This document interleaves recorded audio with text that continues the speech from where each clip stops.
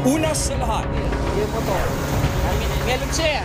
ilang bahagi ng bansa nalubog sa baha kasunod ng malakas na ulan na dala ng bagyong Enteng. Hindi ko nga alam kanino yun eh. Sa Naga City, Camarines Sur, halos di na makadaan ang maliliit na sasakyan sa taas ng tubig.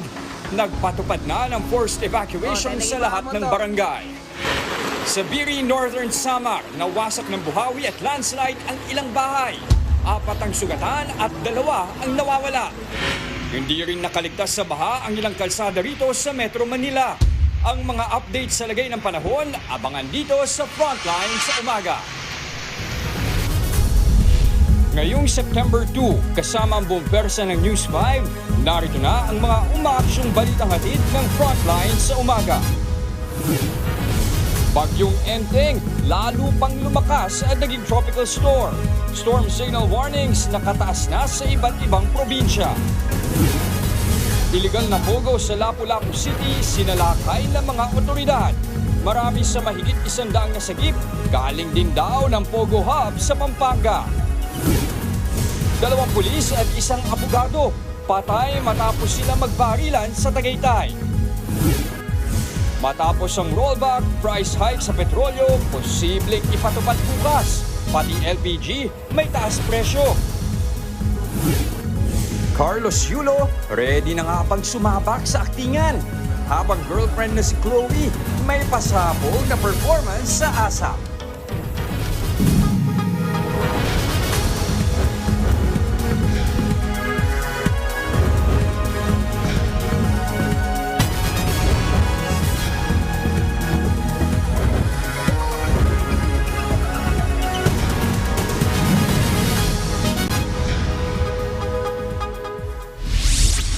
Baha ang bumulaga sa mga kapatid natin matapos ang magdamag na pag-ulan dala ng bagyong Enteng. Dito sa Metro Manila, maraming kalsada na ang lubog sa tubig. Tuloy ang mga motorista na perwisyo. At dahil walang patid ang ulan, pinangangambahang tumaas pa ang baha. Nasa frontline ng balitang yan, si Gerard de la Peña. Bahagyang nalubog na sa baha ang bahaging ito ng Regalado Avenue sa Quezon City kaninang umaga. Kasunod yan ng buhos ng ulan, dala ng bagyong Enteng. Bagamat may mga motorista pa rin naglalakas loob na dumaan, makikitang may mga rider na nag-aalangan ng dumaan dito. Pero mababaw pa yan kumpara sa baha sa kahabaan ng Dr. Santos Avenue sa Parañaque. Dito, makikitang umaalo na ang baha habang dumadaan ang mga sasakyan. Abot tuhod na rin ang baha sa paligid ng isang mall. Sa lalim ng tubig, dumulas ang isang rider na yan at nahulog siya sa tubig. Dahan-dahan na rin ang mga truck na dumadaan sa Zapote Junction sa Las Piñas City. Ayan po, ang motor, pinilit pumasok. Hindi na rin makausad ang rider na yan. Napilit inilusong ang kanyang motor sa baha. Naipon na rin ang mga sasakyan sa kabilang bahagi ng Zapote dahil hindi na makaabante ang maliliit na kotse sa baha. Problemado na rin ang mga residente ng BF Resort. Sa kuha ng isang netizen na ito, makikita ang bahang rumaragasana sa kalsada ng village. Kahit ang kanilang bahay, pinasok na ng tubig. Sa isang mall naman sa Alabang, nakaset up na sana ang stage kung saan gaganapin sana ang unang performance ni Jose Marichan ngayong bare months. Pero dahil umapaw na ang ilog malapit sa mall, hindi na natuloy ang pagsalubong nila sa holiday season. Nagbabalita mula sa Frontline, Gerard de la Peña, News 5.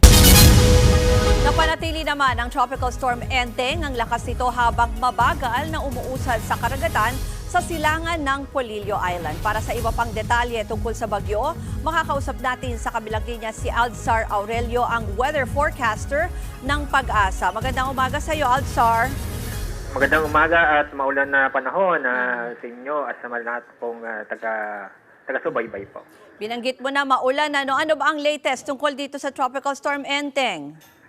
Opo, si Bagyong Enteng ay malapit po sa may Bicol Region. Nasa layong 100 kilometers northwest ng Daet, Camarines Norte. Si Enteng ay napanatili ang lakas ng hangin na malapit ito sa gitna na umaabot sa 75 kilometers per hour. Samantalang ang pagbugso ng hangin ay umaabot sa 90 kilometers per hour.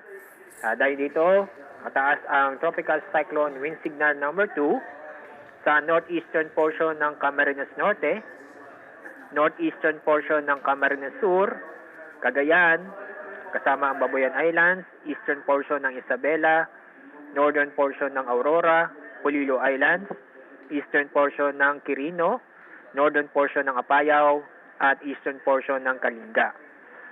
Signal number 1 ay sa Batanes, Ilocos Norte, Ilocos Sur, eastern portion ng Pangasinan, Abra, nalabing bahagi ng Apayao, nalabing bahagi ng Kalinga, Mountain Province, Ifugao, Benguet, nalabing bahagi ng Isabela, nalabing bahagi ng Quirino, Nueva Vizcaya, nalabing bahagi ng Aurora, Nueva Ecija, eastern portion ng Pampanga, eastern portion ng Bulacan, Metro Manila, Rizal, Laguna, eastern portion ng Batangas, nalabing bahagi ng Quezon, Marinduque, nalabing bahagi ng Camarines Sur, Albay, Sorsogon, Catanduanes, at northern portion ng Masbate, kasama ang Ticao at Burias Island. Dahil sa bagyo, at kasama na rin po ang habagat. Ngayong araw, may inaasahan tayong matataas ng alon sa eastern seaboard ng Luzon at southern seaboard ng southern Luzon. Kaya, wag munang pumalaot ang ating makbabayan dahil sa matataas na alon at ganoon din po masungit na panahon. Dahil sa bagyo, matinding pag-ulan na nasa po natin ngayong araw sa malaking bahagi ng Bicol Region, Calabarzon, Metro Manila, Bulacan, Aurora, and kasama na rin po ang Isabela, Quirino, Nueva Ecija, Marinduque at Romblon. Okay. Apo. At sir, yung binanggit mo na kasi Metro Manila is under signal number 1. So itong nararamdaman natin ng mga pag-ulan, pati itong hangin ay dahil sa ano ba ito pinagsamang epekto ng bagyo at ng habagat? At ano pa yung inaasahan natin mula dito sa epekto ni Enteng? Yes po, itong naranasan natin dahil sa bagyo at habagat. Dito sa Metro Manila, maulan panahon ngayong araw at magtatagal po yan hanggang 2 araw pa. So, maaaring pa sa Huwebes ay titining gaganda panahon. Dahil sa bagyo, kapag hindi magbago ang pagkilos nito, maaaring mayang gabi o hapon maaaring maglandfall sa Isabela, Cagayan Isabela area, and posibleng lumabas ng PAR sa Wednesday ng gabi o Thursday ng umaga. Okay. May information ka ba? Alam ko kasi may ibang naka-assign dito sa mga level ng dam. Pero ano ba ang dapat bantayan pagdating dito sa mga dams? Saang areas? Hindi ko po masagot direct in detail dahil ang nagmo-monitor o mas makakasagot po niyan in detalye po ay hydrologist po natin. Pero ang masasagot ko lang po, o masishare ko lang po sa inyo na patuloy pa rin ang pag-ulan sa mga lugar na saan ang ating mga dam. So, minumonitor ho natin yan. Sa ibang detalye ay bibigay ko po sa hydrologist natin. Maraming pong salamat kay Alzar Aurelio, ang weather forecaster ng Pag-asa. Hanggang sa mga probinsya nga, ramdam na ang hagupit ng bagyong Enteng. Bukod sa malakas na ulan at baha, ilang landslide din ang nangyari. Nasa frontline ng balitang yan, si John Aroa.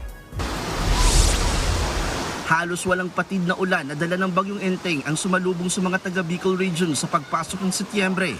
Kaya ang resulta, baha sa maraming kalsada. Sa Naga City, Camsur, umabot hanggang sa tuhod ang tubig. Hindi na halos makadaan ng mga maliliit na sasakyan. Ang rider na ito, itinulak nila ang kanyang motor, makatawid lang sa baha. Ganyan din ang ginawa na nakabisikletang babaeng ito. Karamihan sa mga residente ay tumayo na lang muna sa gilid ng kalsada. Pero may ilan na naglakas loob na lumusong. Ipinag-utos na ni Naga City Mayor Nelson Legacion ang forced evacuation dahil sa baha. Apektado rin ang ilang bahagi ng Bicol Region. Sa bayan ng Bombon, rumagasa ang tubig sa kalsada kasunod ng pag-apaw ng isang spillway. Ang mga rider na ito halos hindi na makatawid sa lakas ng ragasan ng tubig. Sa Pili, bumagal din ang trapiko dahil maingat sa pagdaan ng mga motorista sa gutter deep na tubig. Sa Virac, Catanduanes, may mga kalsada rin di madaanan dahil sa baha. Nagtumbahan din ang ilang puno dahil sa malakas na hangin.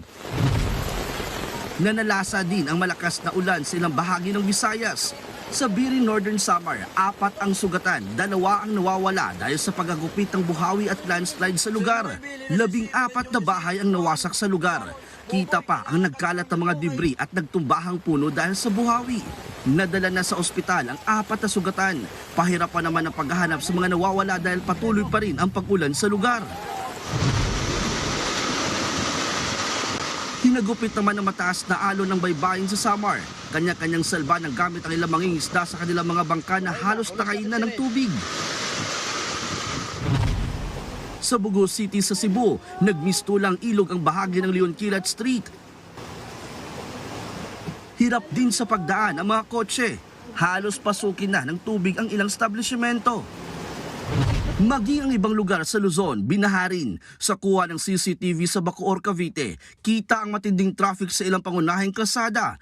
Humaba ang pila sa mga intersection. Sa Cavite City naman, nalubog sa tubig ang ilang residential area. Gaya na lang sa Barangay Aniban 4. Ayon sa uploader, lampas tao na ang tubig, kaya stranded ang ilang residente sa kanilang mga bahay. Nagbabalita mula sa Frontline, Jan Arua, News 5. Dahil nga po sa epekto ng bagyong Enteng, nagkansela na ng pasok ang ilang mga lugar sa bansa. Kung saan-saang lugar yan, alamin sa report ni Gerard de la Peña. Sa gitna ng patuloy na pag-ulang dala ng bagyong Enteng, ilang mga lugar na ang nagdeklara ng walang pasok ngayong Lunes, September 2. Kanselado ang klase sa lahat ng antas, mapapribado o pampublikong paaralan sa buong Metro Manila, base sa abisong inilabas ng Office of the Executive Secretary. Bukod sa Kalakhang, Maynila, wala ring pasok sa lahat ng antas sa mga probinsya ng Bataan, Pampanga, Cavite, Laguna, Batangas, Rizal, Quezon at Camarines Sur. Ganyan din sa Bulacan, Catanduanes, mga bayan ng Claveria, San Fernando at San Pascual sa Masbate, Northern Samar, Cotabato City at Kidapawan.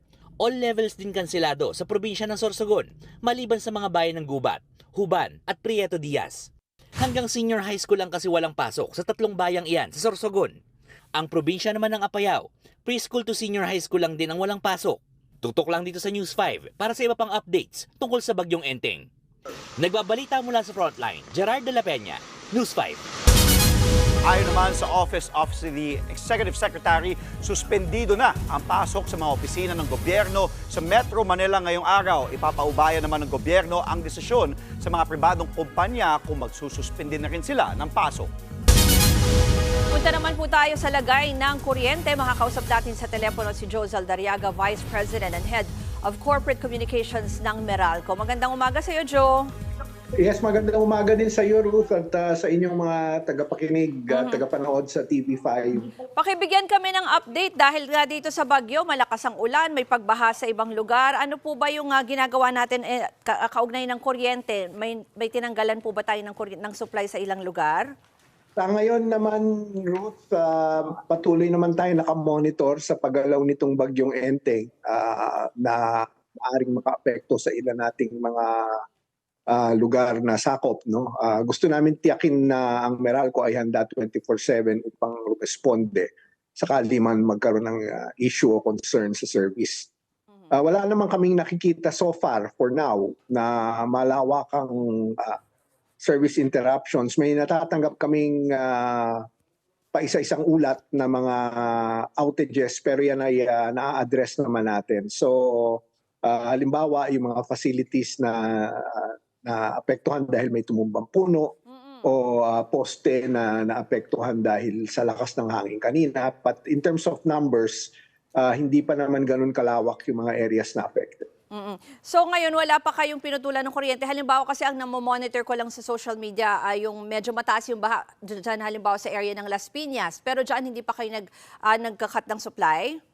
Hindi pa kailangan na Ruth. Okay. But syempre pag umabot na yan sa level na kailangan na naming mag-de-energize, then ganun ang gagawin namin to ensure the safety ng lugar at yung mga nakatira doon sa community. Kung sakali, Joe, may mga kababayan tayo na gusto mag-report dito, may mga natumbang poste o kaya yung mataas nga yung baha, anong pwede nilang gawin? Saan sila pwedeng tumawag? Kung makakaranas ng power outage o iba pang uri ng problema o service concerns sa trouble, maaaring makipag-ugnayan sa aming various touch points. No? Meron kaming official social media account sa Facebook at X na dating Twitter at Meralco. Maaari din magpadala ng mensahe sa mga numerong babanggitin ko, 0920-9716-211, 0917-551-6211, o kaya po ay tumawag sa aming 24/7 Meralco hotline sa bilang na 16211 at 8631-1111. Maraming salamat, Joe Zaldariaga, Vice President and Head of Corporate Communications ng Meralco.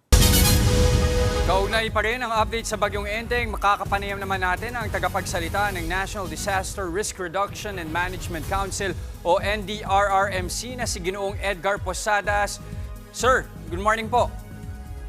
Magandang umaga po sa inyong dalawa at magandang umaga po sa lahat ng nanonood at nakikinig sa inyong programa, sir. Okay, Sir Edgar, una sa lahat, kamusta ho ang monitoring natin sa sitwasyon natin dahil sa Bagyong Enteng? Well, nakatutok po ang inyong OTD and Dream OC, and Dream C sa mga sitwasyon ngayon sa kaganapan. In fact po, naka-red alert po tayo ngayon together with 3 other regions po, no? Regions 5, 8, and Region 3 po, no? At lahat po yung ibang mga regional offices natin naka-blue para mas matutukan po natin itong harapan at mga dapat pong respondihan kung kinakailangan o i-address, no? At ngayon nga po, after this call, magkakaroon po tayo ng pagpupulong ng response cluster dahil nakataas po sa red alert yung ating NDRIMC, no? At kaya po, pagkatapos po nito, yung response cluster po kasi ay magpupulong. Yung 11 out of the 15 clusters po ng response ay naka-activate po ngayon para po mas matutukan itong mga pangangailangan na kailangan pong i-address. Okay, pero Sir Edgar, nabanggit nyo nga ho, magpupulong pa lamang yung inyong mga cluster. Pero as early as now, meron na ho ba kayong natatanggap na report ng mga casualties o hindi ho kaya ay injuries? We have initial reports po dito sa Region 7. Doon pong pinavalidate tayo dito na bagsakan po, na tabunan po ng landslide kahapon. Meron din po dito sa Bicol Region, pero kino-confirm pa rin po natin. Other than those po, sir, other than yung mga naka-evacuate dahil po sa baha, at saka yun pong meron din po tayong mga kanselasyon ng mga flights ngayon, iniulat po sa atin ng ating regional director sa NCR. Other than those po, mukha naman pong na-address natin lahat yung mga pangangailangan so far at the regional level, sir. Okay, nabanggit nyo nga rin ho kanina, landslide sa Region 7, meron din ho nga sa Northern Samar. Kamusta ho? Meron ba tayong update dito? Gaano ho kaya kalala yung epekto? Sa Northern Samar po, meron pong kahapon, nakita natin na iulat sa atin ng kaibigan natin kahapon na tiga doon, meron pong isang landslide, no? Meron din po, for some time po may hindi nadadaanan na daan po, no, papunta ng Katarman, pero eventually po nabukas din po 'yon. Pero tama po kayo, ang isa po sa pinaka naapektuhan talaga doon sa Eastern Visayas itong bagyong si Enteng, na tropical storm si Enteng, ito pong Northern Samar. As we speak po, ito rin sa Bicol Region, dito po sa NCR. Dalawa po kasi ang binabantayan natin bali ngayon na weather system, no? Yun pong si Bagyong Enteng at yun pong enhanced niya na habagat, sir. So both sa eastern seaboard at saka sa western side po ng ating kapuluan ay talagang naapektuhan po ng pag-ulan ngayon. Okay, maraming salamat po muli, Ginoong Edgar Posadas, tagapagsalita ng NDRRMC. Susunod, marami sa mahigit 100 sinagip sa iligal na pogo sa Cebu galing pa raw ng Pogo Hub sa Pampanga. Abogado at 2 pulis nagbarilan sa Tagaytay. At mga aktibong kaso ng monkeypox o mpox lalo pang dumami. Yan at iba pa mga balita at impormasyon sa pagbabalik ng Frontline sa umaga.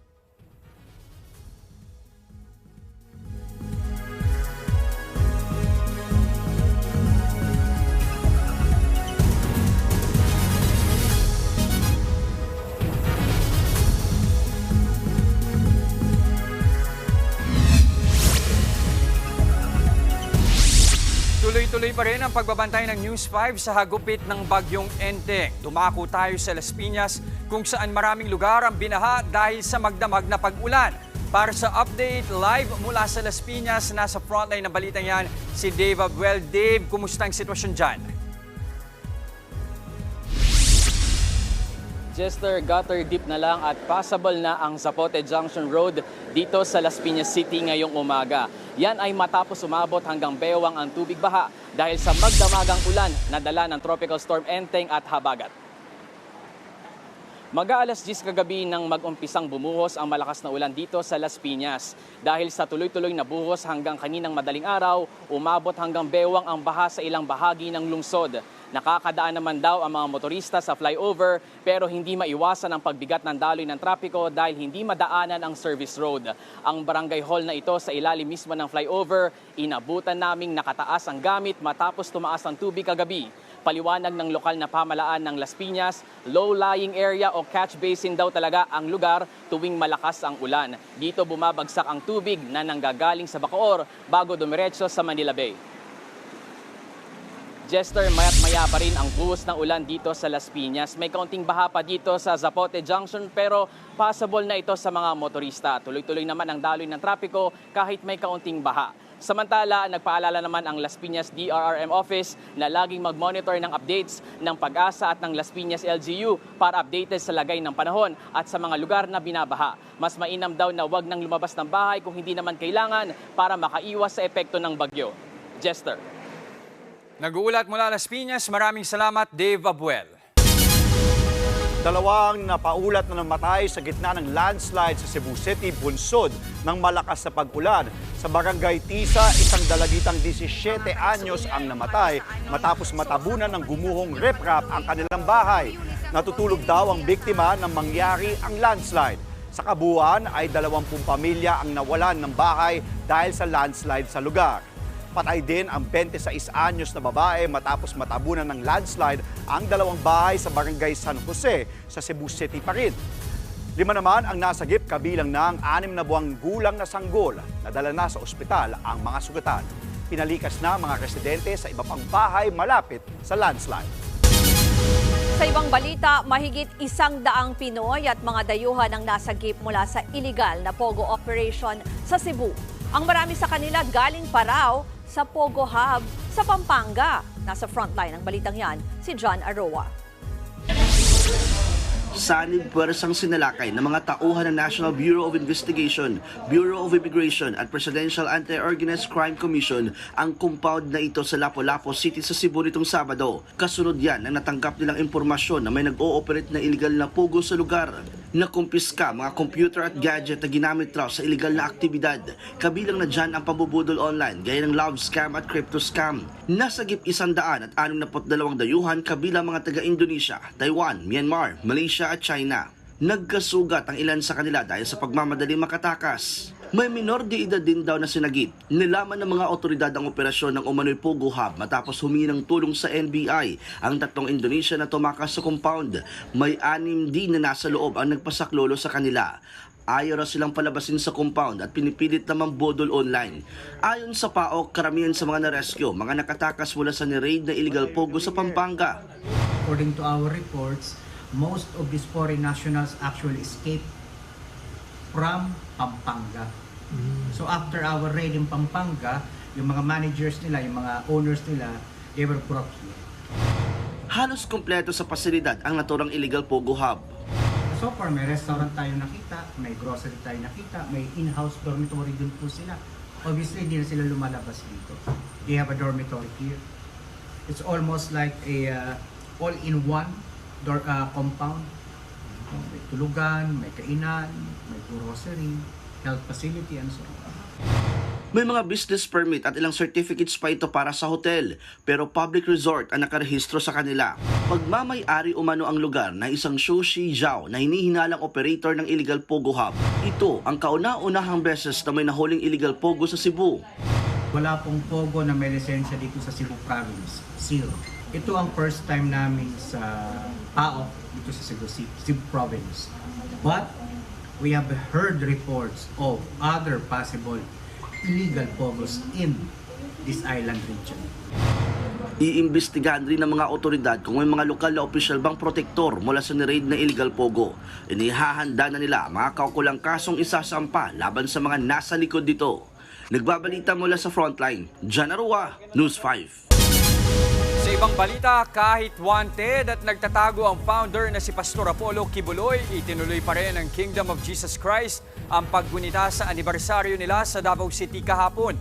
Kabilang sa dumalo, si Vice President Sara Duterte na umapila sa mga pulis na pilisan na ang paghahanap sa pastor. Nasa frontline ng balitang yan, si Gary De Leon. Pinagkaguluhan ng mga miyembro ng Kingdom of Jesus Christ si Vice President Sara Duterte nang dumalo siya sa ika-39 na anibersaryo ng KOJC sa Kingdom Plaza sa Davao City kahapon. Kahit puno na ng mga pulis ang KOJC compound sa paghahanap sa pugante, founder nila si Pastor Apollo Kibuloy, tinuloy ng KOJC ang selebrasyon. Sabi naman ni BP Sara, posibleng wala na sa Davao City ang pastor. Tingin ko, wala na si Pastor Kibuloy dito sa Davao City dahil mahaba yung panahon na pwede siyang umalis na sa Davao City dahil mahaba din yung grandstanding na nangyari doon sa Senate. Umapila rin ang Vice Presidente sa PNP na bilisan na ang paghahanap kay Kibuloy dahil nakaka-apekto na raw ito sa negosyo sa Davao. Dapat ginagawang excuse na malaki yung lugar sa sobrang dami ng mga pulis na nandyan sa loob at sa sobrang dami ng pulis na pinadala para mag-execute ng warrant of arrest. Magtataka ka, 9 days na hanggang ngayon, hindi pa sila tapos. Suma total na sa mahigit 2,000 pulis ang nakadeploy pa rin sa KOJC compound hanggang ngayon. Mahigpit na pinatupad ang seguridad. Pero hindi tulad ng mga naunang selebrasyon ng KOJC, hindi napuno ang Kingdom Plaza. Sarado rin kasi ang Katedral at Jose Maria College na pinupuntahan din ng mga bisita dahil okupado ito sa ngayon ng mga pulis. Ayon naman sa legal counsel ng KOJC na si Attorney Israelito Torion, nakapag-ukay na ang mga pulis sa ilalim ng Jose Maria College. Hindi raw sila pinapayagan makita ang hukay, kaya tingin nila nagmimina raw ng ginto ang mga pulis. Bagay na itinanggi naman ng Police Regional Office 11. We are treasure hunting now. So another fake news. Malapit na naman yung police station. Kung may reklamo si Atty. Torion, pumunta lang po sila and all others. Doon sa pinakamalapit na police station and file a complaint. We're looking for individuals with existing warrants of arrest from the courts. Biro naman ni BP Sara nang tanungin kung nasaan si Kibuloy. Ako, kung one guess kung nasaan si Pastor Kibuloy, nasa langit. Bago naman dumalo sa anibersaryo ng KOJC, dumalo rin si BP Sara sa paggunita sa ika-8 anibersaryo ng Rojas Night Market bombing noong September 2016. Sinamahan at kinausap niya mga kaanak ng mga biktima ng pambobomba. Nag-alay din sila ng mga bulaklak. Nagbabalita mula sa Frontline, Gary De Leon, News 5. Bukod po sa bagyo, heto pa ang isang pasakit sa mga motorista. Posible kasing magpatupad ng taas presyo sa petrolyo bukas. Base sa forecast ng kumpanyang Unioil, hanggang 50 centavos per liter ang pwedeng madagdag sa gasolina. 20 centavos naman ang nakikitang patong sa diesel. Epektibo naman kahapon ang taas presyo sa liquefied petroleum gas o LPG. May 55 centavos per kilo na dagdag ang Petron at Solen, habang 25 centavos naman po ang taas presyo kada kilo ng LPG mula sa clean fuel. Mga kapatid, tuloy-tuloy lang paghahatid namin ng balita at impormasyon dito sa Frontline sa umaga.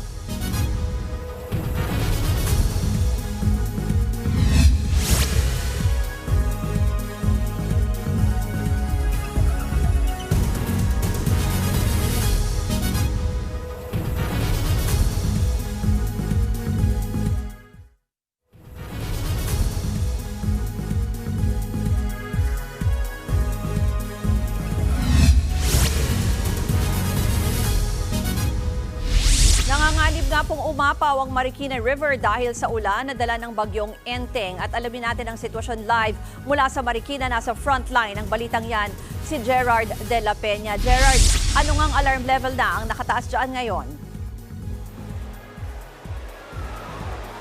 Ruth, as of 10 a.m. ay nasa 17.1 meters na ang taas ng level ng tubig dito sa Marikina River. Kaya naman nasa second level na ang alarm dito. Kanina nag-ikot-ikot kami sa iba't ibang parte ng ilog at nakita namin na medyo mataas na talaga yung water level dito. Pero kung ikukumpara natin yan noong nagdaang Super Typhoon Karina, hindi pa ganong kataas. Pero despite that, Ruth, ay nakita natin dito sa Malanday Elementary School ay marami na ang mga nagsilikas. In fact, dito as early as 7 a.m. daw ay marami ng mga residente ang nagsimula ng lumikas dahil siguro yung iba sa kanila, yung marami sa kanila ay na-trauma pa noong manalasa ang Typhoon Karina. Kaya ito, may mga precautionary measures na sila at sila ay inunahan na nila bago pa tumaas ang level ng tubig ay nagsilikas na sila dito. So far, Ruth, ang mga impormasyon na nakuha natin ay medyo mataas na raw ang tubig dyan sa bandang Kabayani. Meron na rin daw mga nagsilikas dyan sa bandang Tumana.